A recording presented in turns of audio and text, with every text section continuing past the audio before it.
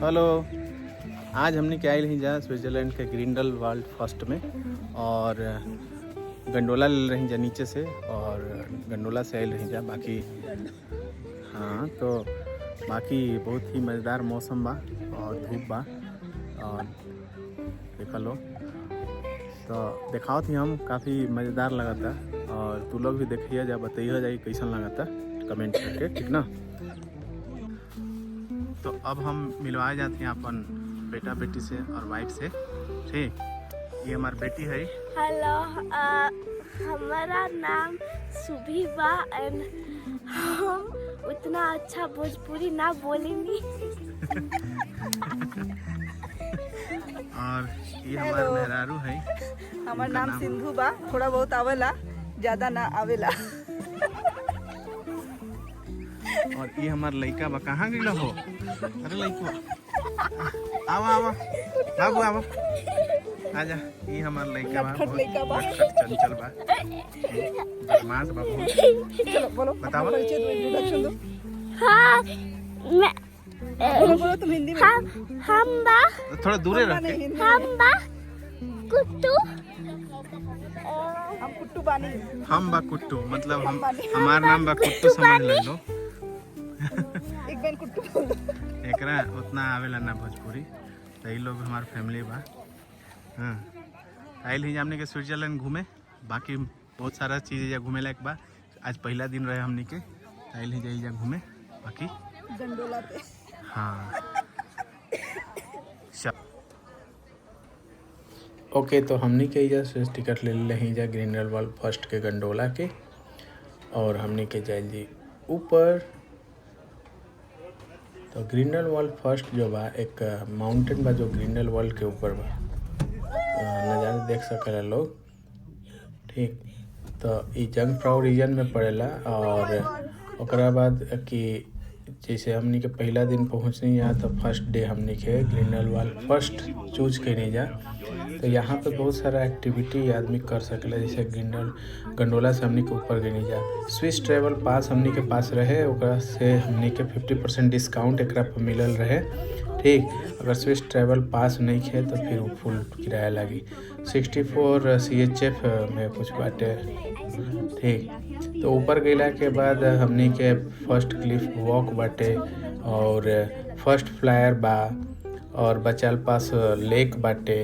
Hiking वगैरह कर सकेला, केबल कार कर सकेला, ट्रॉट बाइक वगैरह, ये सब चीज़ एक्टिविटी बाटे ऊपर। काफ़ी खूबसूरत बा नज़ारा, देखो लोग, आप देख भी सकेला लोग। और एक गंडोला के फर्स्ट एक्सपीरियंस रहे हमने के यूरोप में। और पैराग्लाइडिंग बहुत लोग करेला इधर, तो थोड़ा सा कॉस्टली पड़ेला, जैसे हमनी के कैले नहीं खींचा हमनी के, और हम ऑलरेडी पहले कर ले बानी अपना लाइफ में। बाकी बहुत ज़्यादा पैराग्लाइडिंग के दृश्य देखे के मिली। और ई जो बा ई बाटे ट्रॉट बाइक, और एकरा के ट्रॉट बाइक ही कहल जाला शायद। और ई ऊपर से ब्रेक सिस्टम रहेला, तो ऊपर से ढलान जैसन बाटे, ओकरा में आदमी आवेला और काफ़ी खूबसूरत बा। हमनी के टिकट ले लेना नहीं जाए एडवांस में, तो हमनी के फिर शाम हो गई घूमत तो फिर हमनी के टिकट मिलल ना, जैसे हमनी के ना कर जा पैसे हमनी के अधूरे रह गए। बाकी मज़ा बहुत आयल यहाँ पे और खूबसूरती एकदम गजब के बाद। तो देख सकेला लोग अपना हिसाब से एकरा पर स्पीड स्लो भी कर सकेला, फास्ट भी कर सकेला, मतलब ब्रेक सिस्टम बा। और फर्स्ट फ्लाई एजा बाटे, जैसे कि उस टाइप से केबल पर फ्लाई टाइप से आदमी करे वाला होला, वो फर्स्ट फ्लाई कहला, ठीक।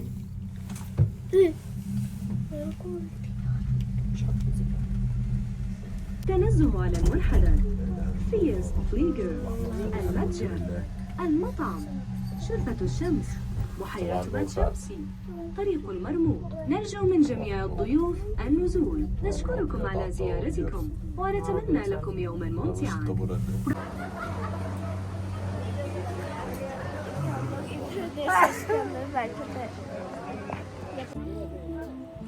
तो नज़ारा देखो लोग कितना खूबसूरत बाटे। और थोड़ा जूम करके हम दिखाएं, बहुत अच्छा ग्रीनरी बा और चारों तरफ ग्लेशियर के पहाड़ बाटे जो काफ़ी खूबसूरत लगता। और बहुत ही सुंदर मौसम बाटे। और यहाँ पे एक ठो बड़ा सा झरना भी गिरता, काफ़ी दूर बा लेकिन जूम करके दिखाओ थी हम। देखो लोग काफ़ी खूबसूरत बाटे, लेकिन वही जाइल पॉसिबल नहीं खे। हाँ, इस इधर से कोई ट्रैक नहीं खे, काफ़ी खूबसूरत बा। और ई बाटे क्लिफ टॉप के रास्ता, और ई पहाड़ में उस टाइप से बनावल बा। नेक्स्ट वीडियो में हम एकरा दिखाइम कि कैसे हमनी के एकरा पर जात नहीं जा और का बाटे। और ई जो बाटे पूरा ग्लेशियर के पहाड़ बाटे, देखो लोग पूरा वहीं से फिल्टर होकर के पानी एकदम गल गल के छन छन के नीचे आवेला, जो कि नीचे झरना के रूप में बहेला। तो काफ़ी खूबसूरत बाटे। तो देखो लोग, अगर ऐसे इंडिया में तो बहुत ऐसा पहाड़ हम देखले हैं, और बहुत ऐसा पहाड़ बाटे, काफ़ी खूबसूरत पहाड़ इंडिया में बाटे। पहाड़ के मुकाबले में हमरा इंडिया से ज़्यादा बेहतरीन तो नहीं लगा, तो बट हाँ, काफ़ी साफ़ सुथरा ग्रीनरी और इक्विपमेंट वगैरह काफ़ी बढ़िया बा।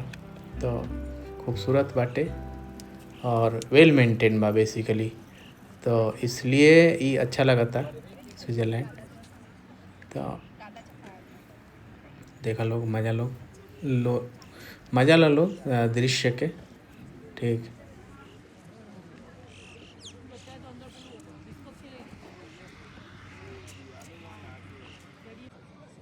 तो वही जो चला था ई वाला ई गंडोला है, एक से हमने कह रही जा ऊपर चढ़ के, और ओकरा बाद फिर हमने के इधर घूमने जा। और ये पूरा ग्लेशियर के पहाड़ बाटे चारों तरफ, और मौसम काफ़ी बढ़िया बा, ठंडा नहीं है।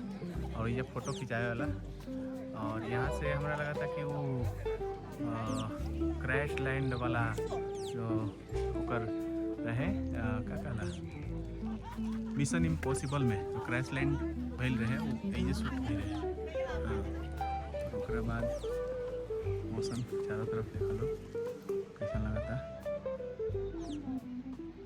ठीक।